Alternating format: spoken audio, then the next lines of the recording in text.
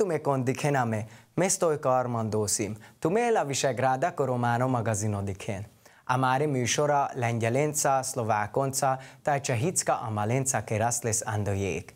Agyész amáro angluno filmo ando lengyelisi kaj amáro amal organizácia koséro vorbin palthemeske pecipe butesa mai but ukránurasi taj but románe manushasi maskarlende.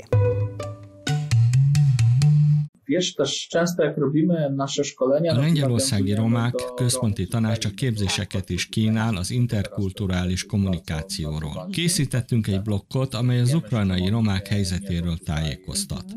Lengyelország problémáiról és kihívásairól is beszéltünk, amelyekkel az ukrajnai romák, de egyébként az egész európai közösség is szembesül. Valójában azt veszem észre, hogy bárhol is élsz, amikor romának tekintenek, vonakodással és sztereotípiákkal szembesülsz. És nem számít, hogy Lengyelországban születtél. A közösségünk soha nem érezheti magát teljes jogú polgárnak. Sajnos a romákat így látják. Sok történet van Ukrajnában. Hogyan bántak a romákkal, honnan jöttek a romák, mivel találkoztak a többségi közösségből. Jelenleg Lengyelországban az ukrajnai háborús válság idején humanitárius szervezetekkel és ENSZ ügynökségekkel együtt kezdtünk dolgozni, hogy kiálljunk az ukrajnai romákért. Emlékszünk az ukrán romákkal szembeni reakciókra a határ átkelőhelyeken. Esetükben gyakran használták helytelenül a cigány jelzőt, nem a roma elnevezést. Közösségünkkel kapcsolatos sztereotípiák, ahogy említetted a cigány szót is, ezek nagyon negatív asszociációk és stigmatizálás. Ez fájdalmas nekünk és gyermekeinknek.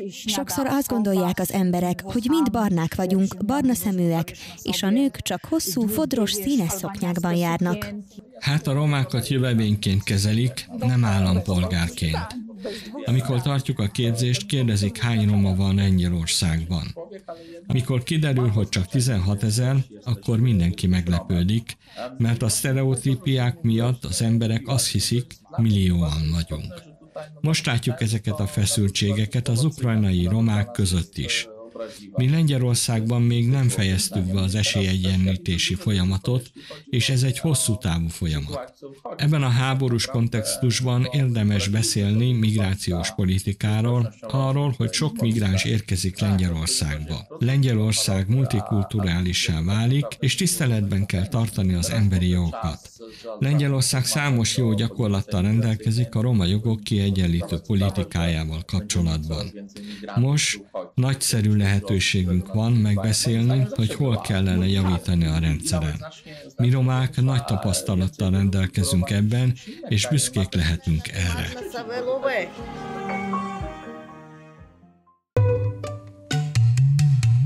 Anda Romeo TV Shajpinjaren jek street art manushes lada frabosarel sospresi tai anda Praga po John Lennon falo varo billa portroi vokerel.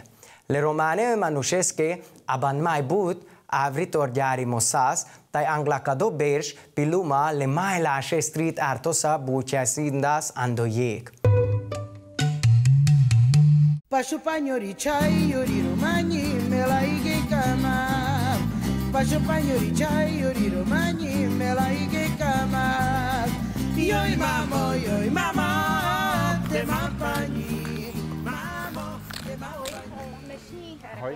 A Romeo TV és a Visegrád magazin mai riportjában úgy döntöttünk, hogy bemutatjuk önöknek ezt a csodálatos művészt, Lada Mucsát, más néven Maxim Mucsovot.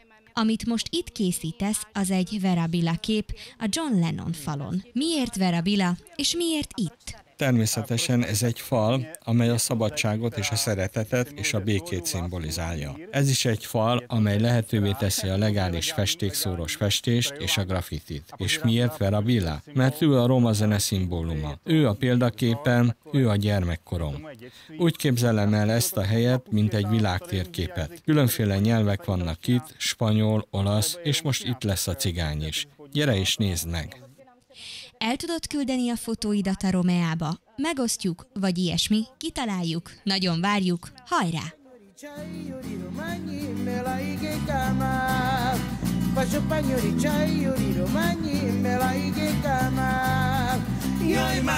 Joj mamo, de mampani, mamo, Folytatjuk a portrékészítést. Amint látják, a ruhája már elkészült. Mindenek előtt szeretnék elmondani valamit erről a tehetséges művészről. Maxim Mucsov, akinek valódi neve Ladislav Mucha, eddig 5 kiállítása volt az elmúlt 4 évben. És ez sok. Tudod, ez egy olyan időszak lehet, amikor sokat mutatsz önmagadból. A 4. kiállítás az örökkévaló volt, talán a legnagyobb. 29 nagyformátumú festmény. Szerinted mi segített abban, hogy ilyen gyorsan népszerűvé váljál? Szerintem a kitartás és az, hogy próbálok sokat reklámozni a közösségi médiában. Természetesen az idő is nagyon fontos szerepet játszik az életemben, ugyanis nincs túl sok szabadidőm. Ennek ellenére igyekszem látszódni és újat alkotni a művészetemben is. Az alkotásaimat persze igyekszem a közösségi médián keresztül értékesíteni. A közösségi média egy csodálatos eszköz erre. Lada, mindig is festettél, mindig is vonzott ez. Miért? Miért a művészet? Mert a DNS-emben van kódolva. Mondhatnám azt is, hogy ez a tehetség. Gyermekkorom óta alkotok, kicsi korom óta rajzolok, így a főiskola is egyértelmű választás volt számomra.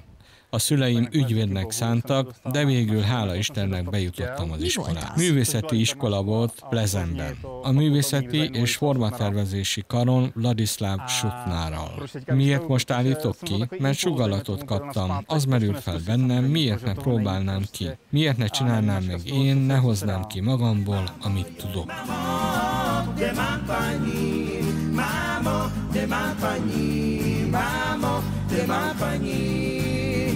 Király, már végeztünk a rajzolással. Ez az egyik album borítója, ugye, Lada? Igen, ez az. Nos, az album pontos címét nem ismerem. Vera Billa és a Kále egyik album borítója. Ez inspirált. Igen, pontosan. Érdekes kombináció a pirossal, és egyszerűen tetszik a fotó. Igen, gyönyörű. Visszatérve hozzád, ha a művészetedbe vetett hitedről van szó, mit szeretnél elérni? Szóval én mindenek előtt vallásos ember vagyok. Hiszek Istenben, mint valószínűleg a legtöbb roma. Mit szeretnék elérni? Számomra ez egy álom, hogy már itt lehetek veled, és alkothatok valamit a Lennon falon. Ez egy nagy álom. Magánemberként valószínűleg nincsenek nagy álmaim, próbálok a jelenben élni. Mit szeretnék? Például külföldön kiállítani. Jaj, máma, de mámpányi, máma, de mámpányi, máma, de mámpányi. Nos, ezek valójában a dalszövegek a CD-ről, az egyik leghíresebbről. Talán a leghíresebb dal és a kedvencem. Csak ezt akartam megörökíteni ezen a képen keresztül. Szóval visszatérve hozzád, Lada, ez nagyon szép, és az itteni reakció végül is ezt bizonyítja. Tavaly részt vettem az Off the Wall fesztiválon, amit itt tartottak a Kampa Parkba, nem messze innen. Nyílt felhívás volt, és lehetőséget kaptam a szereplésre. A munkáim egy részét elküldtem, és a zsűri úgy döntött, hogy alkothatom a Kampa Park utcai művészeti fesztiválon 3 napig. Nos, ami a kiállításokat illeti, tervezel most valamit? Talán ősszel kijön egy nagy kiállítás itt Prágában. Remélem, jól fog menni, nem akarom elárulni a részleteket. Csodálatos, szorítok neked.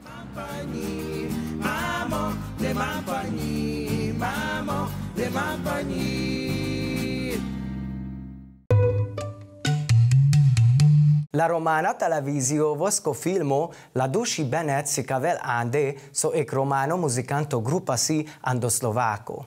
Ošero pesketrine šavenca si andi grupa. L'eterne sa muzikankoske univerzito sitile. Tai familia na feriando slováko kerel koncerturi vipe áverthema. A roma kultúra gazdag és változatos, amelynek középpontjában a zene fontos szerepet játszik.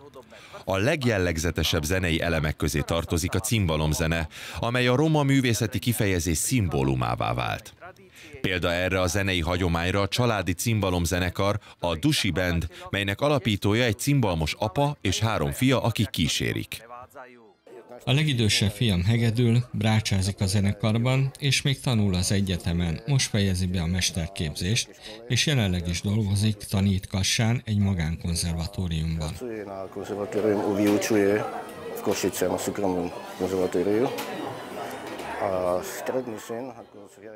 A középső pedig bőgözik a zenekarban, de cimbalmozni is tanul Besztercebányán.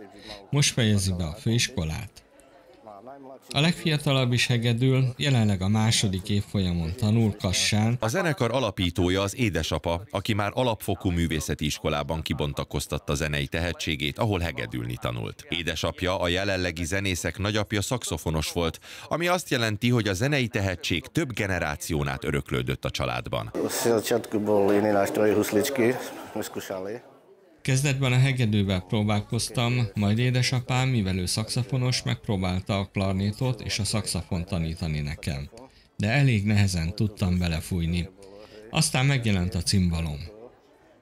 Az Eperjesi Alapfokú Művészeti Iskolában és Bastován is tanultam.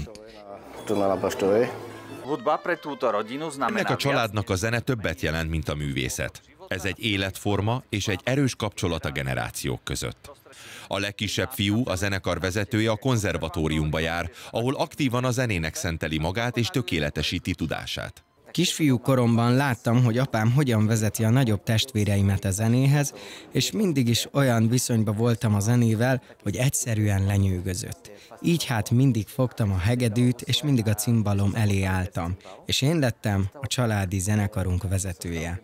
Tudod, örülök, hogy a zenekar vezetője lehetek, mert a vezetők híresek. Én is szeretnék híressé válni, és élvezem, hogy vezethetem a saját zenekaromat, és tetszik, hogy ez az apám és a testvéreim. Egy családi zenekarnak össze kell tartania. Nem, de bár.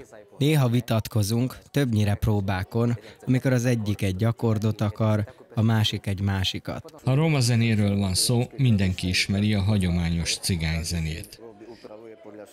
Mindenki a saját stílusa szerint készíti, szerkeszti, mert csak ugyan egy dal van, de azt úgy díszíthetjük, ahogy akarjuk, ahogy érezzük. Milyen a Dusi Band repertoárja? Az ötleteket roma és magyar előadóktól merítem. Dalokat dolgozzunk át más műfajokból, mint például a jazz vagy a swing. Vagy például megpróbáljuk beépíteni a cigány stílust klasszikus zenébe. Egyfajta keveréket készítünk. A zenekar fellép különféle zárt körű rendezvényeken, de Szlovákia határain túl is. Zenéjükkel nemzetközi szinten képviselik az országot, ezzel is hozzájárulva a roma kultúra és zene elterjesztéséhez világszerte. Játszottunk Lengyelországban egy nemzetközi fesztiválon, voltunk Angliában, Belgiumban is kaptunk meghívást egy nagy fesztiválra, és rendszeresen játszunk Angliában, Belgiumban, Lengyelországban, Németországban, és persze bejártuk egész Szlovákiát. Érdekes koncertprojektet készítettek. Nos, az ötlet azért jött, mert megállapodtunk, hogy minden évben igyekszünk egy szlovákiai és egy határon túli, kizárólag cimbalomzenekarokból álló koncertet összehozni. A cimbalom köti össze a koncerten résztvevő zenekarokat. A roma családi cimbalomzenekar története inspiráló példája annak, hogyan válhat a zene a családi hagyományok középpontjává és nemzetközi elismerés forrásává. A zene nem csak saját életüket gazdagítja, hanem Szlovákia és a világ gazdag kulturális örökségéhez is hozzájárul. Odig televízióvo ando neutrálno kelimasko kér ungriko manus hájmo ánavesko kelimo pirdász, kájando hontvár megye mundárdés, tárvárdés tájék románe manusész, tájkadó penelamenge. Ando kelimo maskár ando jék mia eftaselah oktovárdés táj dúj báro nervimo románe kanibálura históriasi.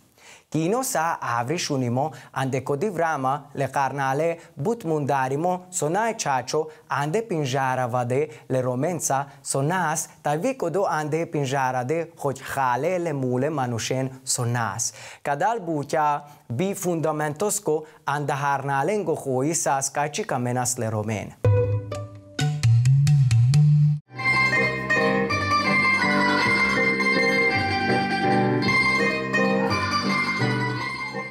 Független színház a neve, és ez valójában is független színház, Szóval nem állami támogatású színház, ez a védjegye, hogy tényleg felzárkóztat és viszi is az előadásokat mindenfelé, szóval bárhol tud játszani. Milyen arányban vannak roma színészek? Nagy arányban, nagyobb arányban vannak roma színészek, mint nem roma színészek. Eltűnt a mészár, eltűnt a mészár, az asszonya felforgatta érte a félvárost, aki látta, ne tartsa magába. Büdös Margó asszonyság zokog az ablakában. Lajos! Lajos! Édes jó Lajosom! Megvert az ördög! Eltűnt a Lajosom! Mostani darabról beszélhetünk egy kicsit, tehát az a cím, hogy Emberevők, és valójában ez a honti kannibál cigányokról szól. Az 1780-as években valójában Kemece nevű községben egy egyszerű lopással indul a történet, de talán te jobban el tudod mondani, hogy miről szól a darab. Mária Terézia után volt közvetlenül, és ugye akkor már nagyon sok letelepített cigány élt Magyarországon, és igazából eltűnt egy mészáros ember, és ebből indult el egy ilyen koncepciós per, és hát ez odáig fajult, hogy szörnyű kínzások közepette valószínűleg valamelyik roma ezt állította, amikor már nem találták a holttesteket, és ez odáig fajult, hogy akár egy tyúktolvaj is már a végén ilyen több tucat meggyilkolt embert vallott magára. Hol van a holttest? Hol van a holttest? Nem fognak önni, mit mondjak, hogy abba mondjak. Hol van? Hol van? Hol van? Megettük! Megettük! Hol van a holttest? Megfőztük és megettük. Hol van? Poszály volt, megfőztük és megettük.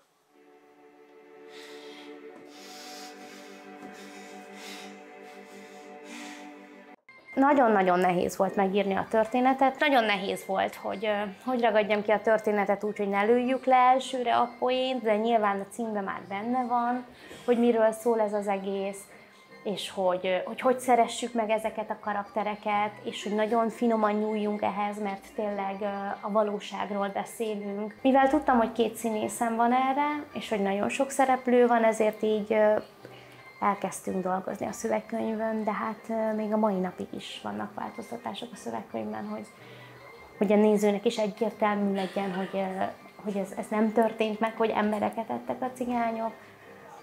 Szerintem hangulatában nagyon visszahozza azokat az időket, viszont eléggé groteszk és művészien vannak megjelenítve a kínzások, a verések és a hasonló abúzusok.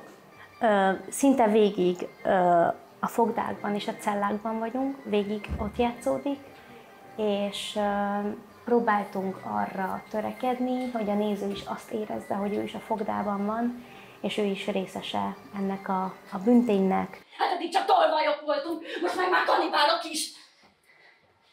Közárkozott babonátok miatt van. Hát persze, hogy rettegnek, amikor azt látjátok, hogy a saját halottjaitokat kiássátok, aztán meg átkaparjátok másra. Minek, ha nem azért, hogy egyetek belőle? Világos? Normális vagy?